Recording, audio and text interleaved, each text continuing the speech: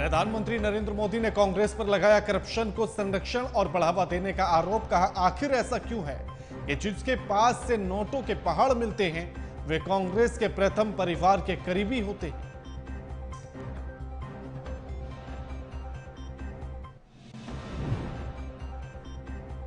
CM योगी ने विपक्ष के आरोपों को किया खारिज। कहा, प्रधानमंत्री नरेंद्र मोदी के नेतृत्व में किस तरह भारत बीते 10 वर्षों में बदला है यह हमारे सामने है। विपक्षी दल मोदी सरकार की उपलब्धियों पर उठा रहे सवाल।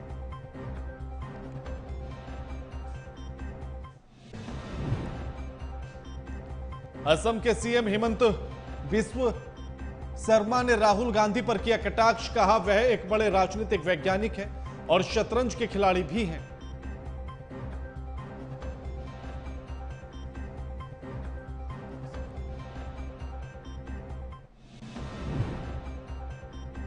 बाहुबली सांसद धनंजय सिंह ने टिकट वापस लेने की खबरों का किया खंडन। कहा, उनकी पत्नी की ओर से टिकट लौटाया नहीं गया बल्कि बसपा ने काटा है टिकट।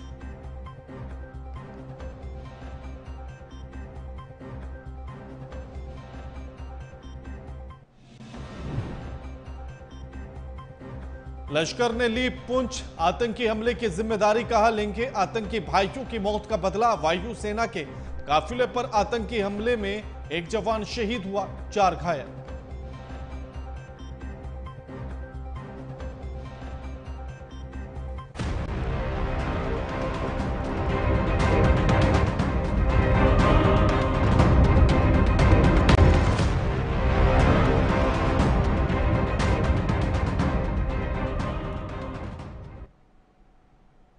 अब्दुल्ला का पाक प्रेम, पाक के पास एटम बम। नमस्कार, मैं आपके साथ के राणा, एएमवी नेटवर्क देख रहे हैं आप।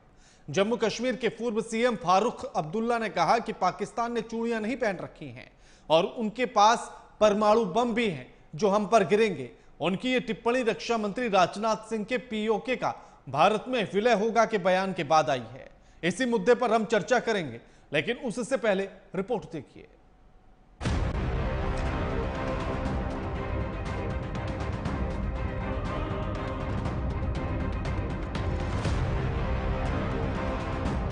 जम्मू कश्मीर के पूर्व सीएम फारूक अब्दुल्ला का एक बार फिर पाकिस्तान प्रेम जाग गया है। फारूक का ये पाक प्रेम राजनाथ सिंह के उस बयान के बाद जागा जिसमें उन्होंने कहा था कि पीओके का भारत में विलय होगा। रक्षा मंत्री ने अपनी बात के समर्थन में कश्मीर के विकास का जिक्र किया था।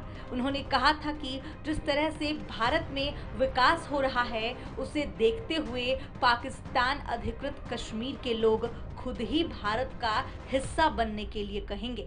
रक्षा मंत्री राजनाथ सिंह का बयान फारूक अब्दुल्ला को इतना बुरा लगा कि उनका पाक प्रेम हिचकोले खाने लगा और अपने पाक प्रेम को छुपाने से भी वो नहीं चूके। उन्होंने एक बार फिर मोदी सरकार को पाकिस्तान के परमाणु बम का खौफ दिखाया। फारूक अब्दुल्ला ने पाकिस्तान की शक्ति की श्रेखी बघारते हुए कहा कि पाकिस्तान ने चूड़ियां नहीं पहन रखी हैं। उन्होंने कहा कि पाकिस्तान के पास भी परमाणु बम है जो हम पर गिर सकता है। उन्होंने कहा, अगर रक्षा मंत्री कह रहे हैं तो आगे बढ़ें, हम रोकने वाले कौन होते हैं। लेकिन याद रखें, उन्होंने भी चूड़ियां नहीं पहनी हैं। उनके पास परमाणु बम है और दुर्भाग्य से वह परमाणु बम हम पर गिरेगा। आज जम्मू कश्मीर जिस तरीके से विकास के रास्ते पर तेजी से आगे बढ़ रहा है, मैं दावे के साथ कहता हूं, मुझे लगता है, मैं कोई ज्योतिषी नहीं हूं, मुझे लगता है कि पाक अधिकृत कश्मीर में रहने वाले लोगों को भी अब लगता है पाकिस्तान हमारा विकास नहीं कर सकता है। विकास यदि कोई कर सकता है तो भारत ही कर सकता है, प्रधानमंत्री मोदी ही कर सकते हैं। और शायद पाक अधिकृत कश्मीर के रहने वाले लोग भी ये कहेंगे, हम अब भारत वाले कश्मीर के साथ जाना चाहते हैं, यानी भारत के साथ जाना चाहते हैं। वैसे पाक अधिकृत कश्मीर का जहां तक प्रश्न है, हम तो वो हमारा था हिस्सा, आज है और कल भी पाक अधिकृत कश्मीर हमारा रहेगा। मेरे बहनों भाइयों, डिफेंस में सर कह रहे हैं तो करें, हम कौन से रोकने वाले हैं। हमें तो पहुंचेंगे नहीं।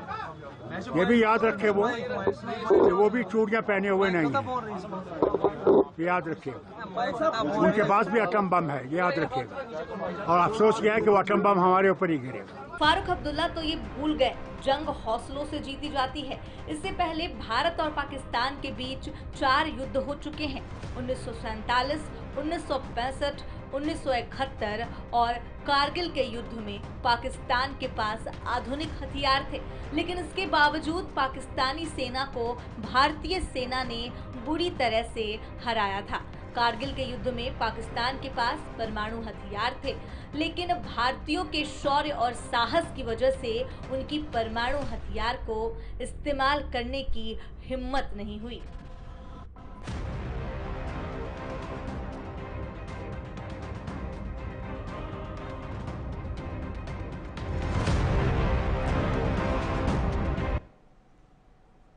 अब हमारे साथ जो मेहमान जुड़ गए उनका परिचय आपसे करा देते हैं। हमारे साथ सैयद रेजा एडिशनल स्पोक पर्सन हैं जम्मू कश्मीर नेशनल कॉन्फ्रेंस के, हमारे साथ जुड़ गए हैं। मीनू मेनन जुड़ गए हैं, नेता हैं बीजेपी के। और अनुपम तिवारी हमारे साथ जुड़ गए हैं, डिफेंस एक्सपर्ट हैं। आप तीनों का स्वागत है एमवी नेटवर्क पर। सईद साहब, फारूक अब्दुल्ला जी को इतना डर क्यों लगता है? ये पाकिस्तान का प्रेम है और उनका कहना है कि पाकिस्तान ने चूड़ियां नहीं पहन रखी हैं, तो उनको क्या लगता है कि भारत ने चूड़ियां पहन रखी हैं? नहीं, आई डोंट नो के जी कि आप किस टॉपिक पे डिबेट कर रहे हैं। सो ये जो स्टेटमेंट्स हैं, मुझे लगता है कि we should be sticking positively with the elections and the issues of the Ladakh. तो मैं यहाँ से रिप्रेजेंट कर रहा हूँ, तो I will be strictly speaking on the issues of Ladakh. जी जी, ये जो फारूक अब्दुल्ला साहब ने बयान दिया है, आपको क्या लग रहा है? किस कॉन्टेक्स्ट में पूछ रहे हैं आप? फारूक अब्दुल्ला साहब ने यह कहा है कि अगर पीओके को मिलाने की बात रक्षा मंत्री कर रहे हैं भारत में, तो फिर यह भी याद रखना होगा कि परमाणु बम है पाकिस्तान के पास और उसने चूड़ियां नहीं पहन रखी, वो हमारे ऊपर गिरेंगे। देखिए, मैं आपको पहले करेक्ट करता हुआ चलूं that I am no longer part of the JKNC। थोड़ी देर पहले हमारे एडिशनल जनरल सेक्रेटरी कमरिल्ला खान, फॉर्मर मिनिस्टर, और एडिशनल जनरल सेक्रेटरी JKNC ने मास रेजिग्नेशन दिया है JKNC से, और हमारी पूरी यूनिट ने मास रेजिग्नेशन दिया है बिकॉज जो हमारा ज्वाइंट कैंडिडेट है हाजी हनीफा जान साहब, उनके सपोर्ट के लिए और for the larger interest of Ladakh हमने मास रेजिग्नेशन दिया है। तो we are no more answerable from the JKNC। So हम अभी strictly sticking with the elections, और हम अभी लद्दाखी जो इश्यूज है, 4 पॉइंट एजेंडाज है हमारे KD और अपेक्स के। नहीं, सईद साहब, मैं उस बात से इनकार नहीं कर रहा हूं कि चुनाव चल रहा है, लद्दाख में मुद्दे क्या है, तमाम मुद्दे हैं, तमाम मुद्दे हैं। No more answerable for them. तो फारूक अब्दुल्ला साहब के इस बयान को लेकर आप कुछ नहीं कहेंगे? जनाब, हम जब उनके पार्टी का हिस्सा ही नहीं रहे तो उनके बयानात पे क्या कमेंट करें, बताइए। ठीक है बिनू जी, उन्होंने किनारा कर लिया है कि हम उनके हिस्सा नहीं रहे तो हम इस पर कोई कुछ कहेंगे भी नहीं, यानी कि वो अपनी खुद की प्रतिक्रिया भी नहीं दे सकते हैं। देखिए, प्रतिक्रिया ये देंगे नहीं, और साथ में क्या ना कहीं ये इनके DNA का पता चलता है इस पूरी पार्टी का। मैं इनका नहीं कह रहा हूँ, इनकी पार्टी का कह रहा हूँ, और साथ में इंडिया अलायंस की बात कर रहा हूँ। इंडिया अलायंस जो है कि शीर्ष नेतृत्व जो है, चाहे वो कांग्रेस के रहे, चाहे फारूक अब्दुल्ला रहे, इनका पाकिस्तान प्रेम जो है बीच बीच में झलकता है। आपको याद होगा जो है इनके नेता हैं, बड़े वरिष्ठ नेता हैं, जो जाके वहां कहते हैं भाई आपका सहयोग की जरूरत है मोदी को हटाने में। इनके सेम टू सेम बयान होते हैं जो वहां के पाकिस्तान के नेता, जो पाकिस्तान के जो बेवकूफ नेता हैं, जो ये कहते हैं कि वहां पे हमारे पास परमाणु बम है, वही बयान जो है यहाँ पे हमारे इंडिया अलायंस के वरिष्ठ नेता फारूक अब्दुल्ला जी कह रहे हैं। तो पाकिस्तान प्रेम जो है इनका पर्वत झलकता रहता है, और पाकिस्तान का जो प्रेम है इंडिया अलायंस के लिए वो भी झलकता रहता है। फवाद चौधरी का आपने सुना होगा, जो नेहरू जी को सोशलिस्ट बोलते हैं और राहुल गांधी को राहुल साहब बताते हैं, और कह रहे हैं कि भाई मोदी को, उनका भी सेम टू सेम बयान है। पाकिस्तान के उस पूर्व मंत्री का भी सेम बयान है जो इंडिया अलायंस के नेता देते हैं कि भाई मोदी को जैसे तैसे हटाना, उसके बाद हम देख लेंगे सारा। तो ये पाकिस्तान प्रेम जो है इनके बीच बीच में झलकता है। ये आज की बात नहीं है, ये अभी की बात नहीं है। हर बार देखिए, और मैं आपको सिर्फ पाकिस्तान प्रेम नहीं, मैं आपको एक शशि थरूर जी के आर्टिकल के बारे में भी बताना चाहूंगा। अभी इलेक्शन के दौरान जो है बांग्लादेश के न्यूज़पेपर में आर्टिकल देते हैं और उन्होंने भी क्या बोला, इंडियन गवर्नमेंट एडमिनिस्ट्रेड कश्मीर, जो कि पाकिस्तान जिस तरीके से कश्मीर को एड्रेस करता है उस तरीके से शशि थरूर जी बोलते हैं। क्यों? क्योंकि आजकल केरल में जो है बांग्लादेशियों को बसाने का एक नया चलन चला हुआ है। केरला की डेमोग्राफी चेंज हो रही है बांग्लादेशियों को बसा के। तो ये जो है बांग्लादेश पाकिस्तान प्रेम जो है इंडिया अलायंस का जो है ना एक अछूत हिस्सा है। आपको ये भी याद होगा जब पुलवामा अटैक हुआ, ये फवाद चौधरी है जिसने इस बात को एडमिट किया कि भाई हम पुलवामा तक घुस गए, पर यूएन में पाकिस्तान को शय देने का काम किसने किया? राहुल गांधी ने। हमेशा से चाहे इंडिया अलायंस के राहुल गांधी रहे, चाहे वो केजरीवाल रहे, इन्होंने हमेशा क्लीन चिट देते रहे पाकिस्तान को। यही काम किया है इन्होंने आज तक। आप मुझे बताएं, इन्हीं के बयान को लेकर यूएन में इमरान खान ने उस वक्त अपनी सफाई दी थी। ठीक है अनुपम तिवारी जी, फारूक अब्दुल्ला का यह बयान कि अगर पीओके को मिलाने की भारत में कोशिश की जाएगी तो पाकिस्तान ने चूड़ी नहीं पहन रखी है, उसके पास परमाणु बम है, इसे डर कहें पाकिस्तान से फारूक अब्दुल्ला का, या फिर उनका प्रेम जाग गया है और वो समझते हैं कि पाकिस्तान से ज्यादा ताकतवर कोई है ही नहीं? देखिए रेरा साहब, देश में चुनाव का माहौल है और जो भी पॉलिटिशियंस बोल रहे हैं उसको कहीं ना कहीं मैं राजनीतिक चश्मे से जरूर देखता हूं। और फारूक अब्दुल्ला का जो बयान है ये पूरी तरह से राजनीतिक है। शायद वो कुछ अपने कोर वोटर्स को एड्रेस कर रहे होंगे, कुछ लोगों को अपनी तरफ मोटिवेट करने की कोशिश कर रहे होंगे। तो मुझे ये बयान पूरी तरह से राजनीतिक ही लग रहा है। बाकी पाकिस्तान से मुझे नहीं लगता कि इतने सीनियर पॉलिटिशियन को पाकिस्तान से कोई डर होगा, या भारत में इतने दिनों तक राजनीति करने के बाद फारूक अब्दुल्ला को किसी भी प्रकार का कुछ बहुत ज्यादा प्रेम होगा, मुझे लगता नहीं पर्सनली। अगर ऐसा है तो बहुत दुर्भाग्य की बात है, लेकिन हकीकत यह है कि फारूक अब्दुल्ला का ये बयान मैं सिर्फ और सिर्फ राजनीति के चश्मे से देखूंगा, क्योंकि बहुत सीनियर पॉलिटिशियन है, बहुत सीजन्ड पॉलिटिशियन है, काफी दशकों से राजनीति कर रहे हैं, और अगर इस तरह का बयान देते हैं तो वो उसको सिर्फ और सिर्फ राजनीति के चश्मे से देखना चाहिए। हालांकि पाकिस्तान का जो डर की आप जो बात कर रहे हैं या पाकिस्तान प्रेम की बात कर रहे हैं, वो हिंदुस्तान किसी भी हिंदुस्तानी के नजरिए से सही नहीं होगा। कोई भी हिंदुस्तानी, चाहे वो फारूक अब्दुल्ला हो, चाहे मैं हूं, चाहे आप हो, पाकिस्तान से कम से कम नहीं डरता है। लेकिन कोई हिंदुस्तानी ये भी नहीं कहने की कोशिश करेगा कि पाकिस्तान ने चूड़ियां नहीं पहन रखी है। इसका सीधा मतलब यह है कि हिंदुस्तान कमजोर है पाकिस्तान के सामने। देखिए वही मैंने कहा ना, ये राजनीतिक बयान है और इसको हम और आप चाहे जिस तरह से देखें, जिस तरह देखेंगे वैसा ही समझ में आएगा। हमको ये एक डरपोक बयान भी लग सकता है, हमको एक घबराया हुआ बयान भी लग सकता है, हमको ये भी लग सकता है कि वो कुछ चुनावी फायदा लेने की जुगाड़ में है। तो मुझे लगता है कि इस तरह के गैर जिम्मेदाराना बयान के ऊपर हमको बहस ही नहीं करनी चाहिए। अगर इसका कोई भी राजनीतिक नफा उनको लग रहा है कि होगा तो वो खुद इस मुगालते में है। हकीकत यह है कि इस तरह से बयान से उनको सिर्फ और सिर्फ राजनीतिक नुकसान होगा, चाहे कश्मीर के अंदर हो या फिर कश्मीर के बाहर हो। भारत के अंदर तो क्या राजनाथ सिंह ने जो बयान दिया अनुपम जी, और उन्होंने कहा कि पीओके को हम मिलाकर रहेंगे, पीओके हमारा था, है और रहेगा, तो क्या इसको भी राजनीतिक चश्मे से देखना चाहिए?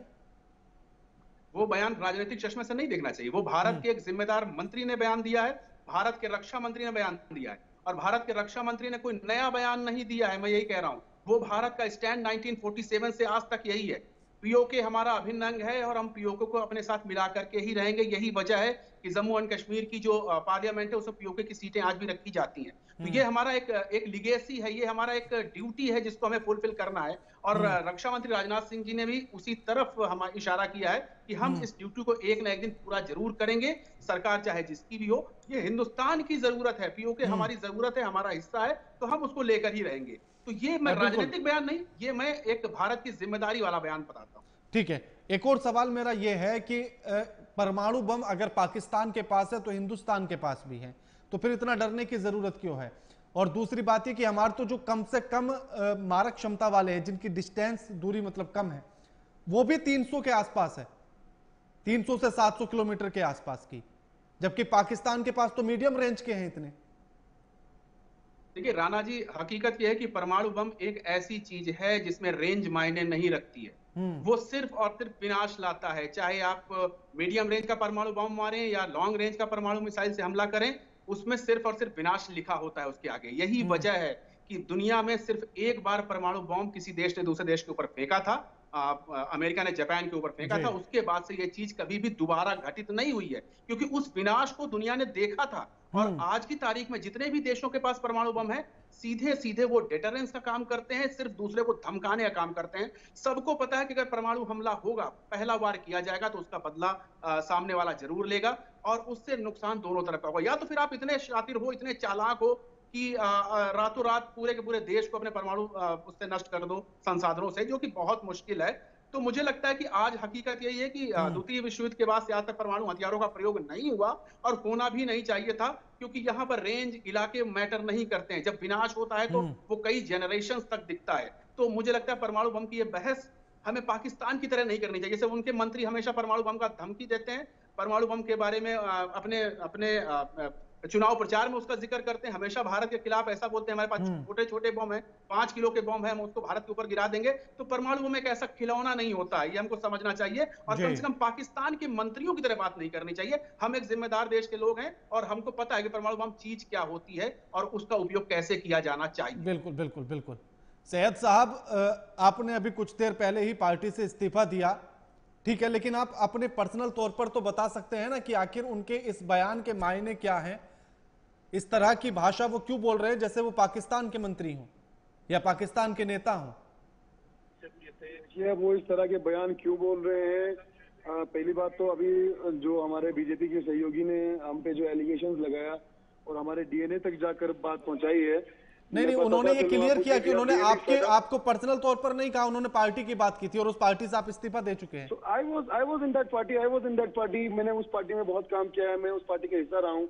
तो आप अगर से कि बिल्कुल फैशिस्ट तरीके से सारे पार्टी मेंबर्स को इस नजर से देखेंगे, तो we are really fed up of this allegations जो बीजेपी बार बार बनाती है माइनॉरिटी कम्युनिटी को लेके, उनको एंटी नेशनल। हाँ, तो उन्होंने ये कहा ना, बिनू मेनन ने ये कहा कि आपका पाकिस्तान प्रेम आपकी पार्टी के डीएनए में है और अक्सर ऐसे बयान आते रहते हैं। देखिए, फारूक अब्दुल्ला साहब का जो बयान है, to be very honest with you, मैंने अभी तक वो सुना नहीं है, बिकॉज आई एम बिजी है विद माय कैंपेनिंग और मैं लद्दाख डेमोक्रेटिक अलायंस का भी स्पोक्स पर्सन हूँ और हमारा जो कैंडिडेट है वो अभी मैदान में है। तो मैंने अभी तक उनका बयान सुना नहीं है, तो जब तक मैं उनका बयान पूरा तरह से सुन न लूं, मैं अच्छी तरह से उसमें कमेंट नहीं कर पाऊंगा। लेकिन एक बात है, ठीक है सैयद साहब, मैं आपको समय देता हूं, मैं बिनू से बात कर लूं, अनुपम जी से बात कर लूं। आप एक बार वो बयान सुन लीजिएगा, यूट्यूब पे आपको या फिर एक्स पर, सब जगह पर अवेलेबल है, आपको मिल जाएगा। मैं उसके बाद मैं आपसे प्रतिक्रिया लूंगा। बिनू जी,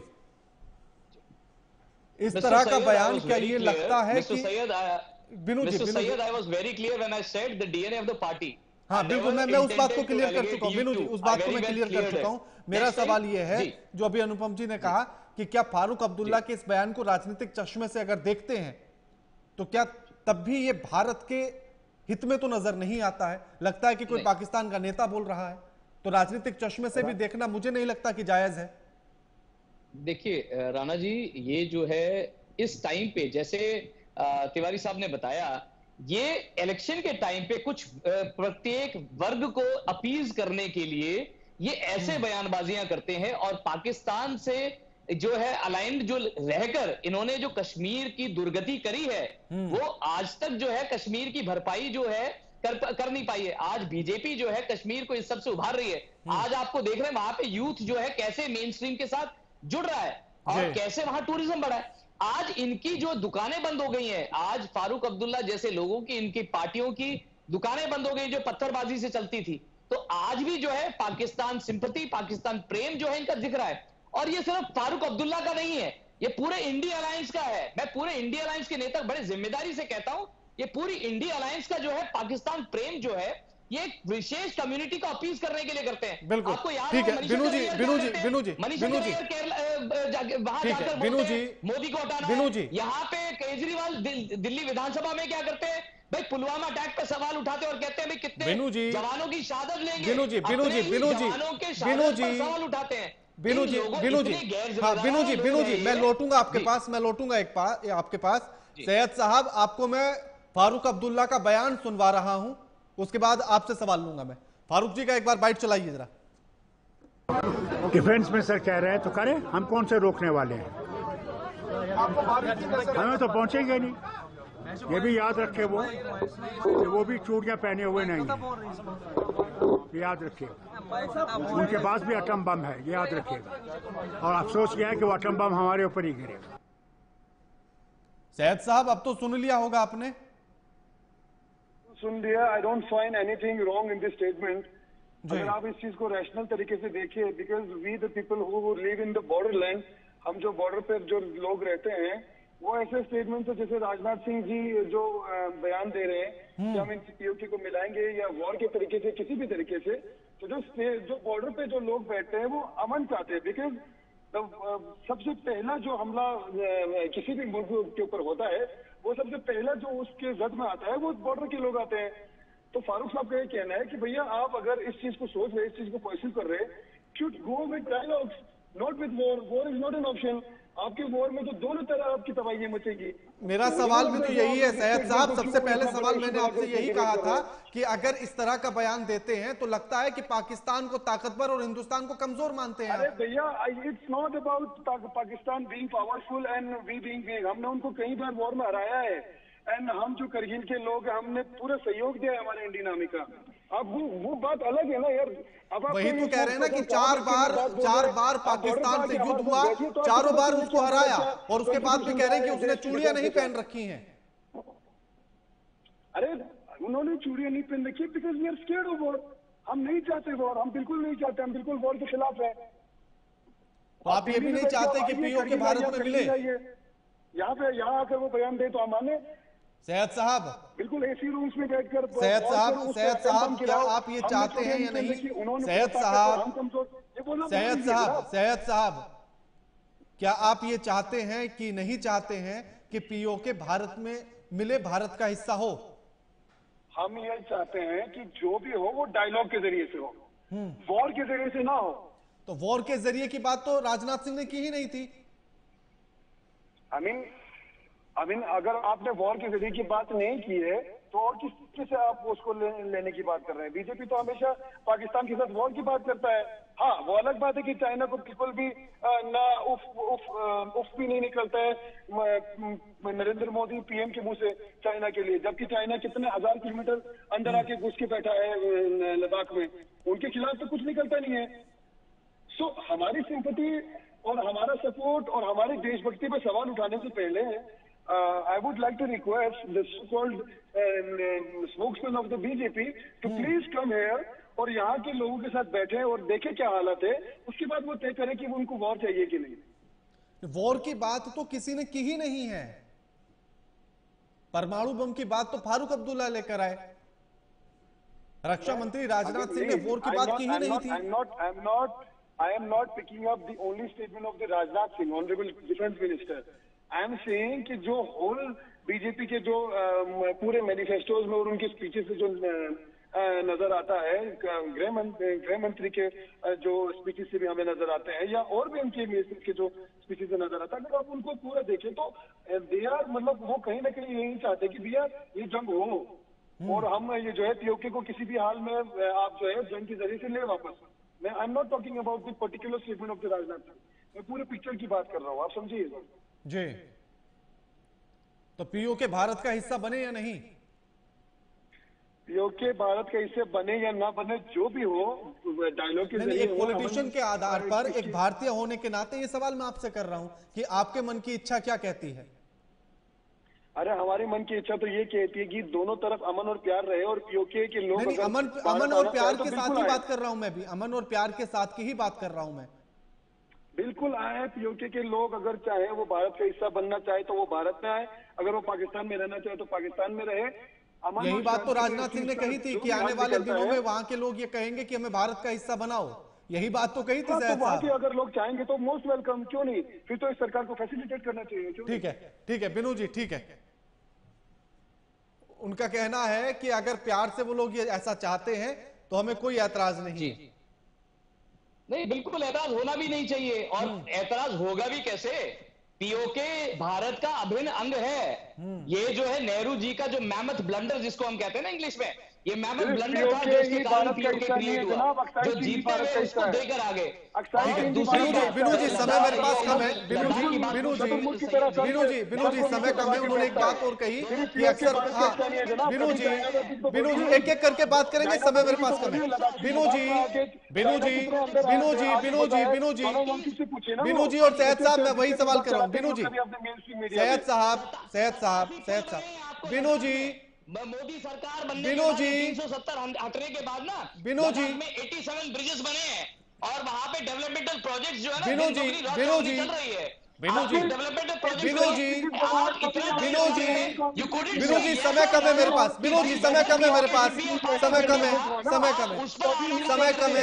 ठीक है अनुपम जी लास्ट कमेंट। अनुपम जी, हाँ सैयद साहब, ठीक है अनुपम जी, सैयद साहब समय कम है। अनुपम जी, अगर पीओके के लोग ये चाहते हैं कि भारत में वो आए और भारत का हिस्सा बने, तो इसमें किसी को ऐतराज की जरूरत तो है नहीं वैसे। और यही बात राजनाथ सिंह ने कही थी, तो फिर परमाणु बम फारूक अब्दुल्ला कैसे ले आए? मैं ये बार बार कह रहा हूँ, गंभीरता से मत लीजिए। वो शुद्ध रूप से राजनीतिक बयान है, कुछ लोगों को खुश करने के लिए किया गया है। हकीकत यह है कि पीओके का एक भी नागरिक अगर क्या अनुपम जी ऐसा राजनीतिक बयान होना चाहिए? क्या ऐसे बयान भारत की गरिमा को ठेस नहीं पहुंचाएंगे? देखिए राणा जी, भारत की गरिमा कोई बहुत छोटी चीज नहीं है जो ऐसे छोटे मोटे पॉलिटिशियंस के कुछ कहने से भारत की गरिमा को चोट लग जाएगी। हमको इसी बात को तो रोकना चाहिए। ऐसे लोग ऐसी बातें इसी वजह से करते हैं कि हम उन बातों को मुद्दा बनाते हैं, उनके ऊपर चर्चा करते हैं। इनको इग्नोर करना सीखिए। इस तरह के बयान जो भी देते हैं, चाहे वो किसी भी पार्टी का नेता हो, जो भारत के विरोध की बात करता है उसको हम लोग मुद्दा ना ही बनाए, तभी उसको समझ में आएगा कि उसने बहुत ओछी बात कही है। भारत की गरिमा बहुत ऊंची चीज है। एक सैनिक से पूछिए, कल जिस सैनिक ने शहादत दी है जम्मू एंड कश्मीर में, उसके परिवार से पूछिए, वो बताएगा भारत की गरिमा के बारे में। ऐसे राजनेता क्या बताएंगे जो कभी भी कुछ भी बोलते रहते हैं। ठीक है बिनू जी, सैयद साहब का ये कहना था कि पाकिस्तान को तो हमेशा कुछ ना कुछ बोलते रहते हैं, चीन के सामने जुबान नहीं खुलती है। देखिए, पाकिस्तान को कुछ भी बोले तो इनके दुखती नस पे हाथ रख जाते हैं। इनकी जो फंडिंग थी, पूरा पैसा, इनकी सारी चीजें से, और चाइना को भी मुंह तोड़ जवाब देने का जो काम किया वो मोदी सरकार ने किया है। अगर उसके अगेंस्ट, उनके आर्मी या उसके अगेंस्ट जाकर वहां अगर अलोंग द एलएसी अगर कंस्ट्रक्शन किया तो मोदी सरकार ने किया है। इन लोगों ने क्या किया है? पैसे से पत्थरबाजियां कर रही है और क्या किया? ठीक है, शुक्रिया आप तीनों मेहमानों का हमारे साथ इस चर्चा में जुड़ने के लिए और ये तमाम बातचीत करने के लिए। लेकिन फारूक अब्दुल्ला ने जो बयान दिया और उन्होंने कहा कि पाकिस्तान ने भी चूड़ियां नहीं पहन रखी हैं, उसके पास भी परमाणु बम है। अगर पीओके को भारत में मिलाने की बात होगी तो परमाणु बम से हमला पाकिस्तान कर सकता है। यानी कि पाकिस्तान को ज्यादा ताकतवर और हिंदुस्तान को कमजोर समझ रहे हैं फारूक अब्दुल्ला। अगर राजनीतिक रूप से भी ऐसा बयान दिया गया है तो यह बयान राजनीति के स्तर को गिराता है, भारत को कमजोर दिखाने की कोशिश करता है, जबकि भारत हर मामले में पाकिस्तान से कई गुना बड़ा है। हर तरह से परमाणुओं के बम की संख्या में जरूर कम हो सकता है, लेकिन उसके परमाणु बम की ताकत पाकिस्तान के परमाणु बम की ताकतों से कई गुना ज्यादा है। नेस्ते नाबूद चंद मिनटों में हो सकता है पाकिस्तान।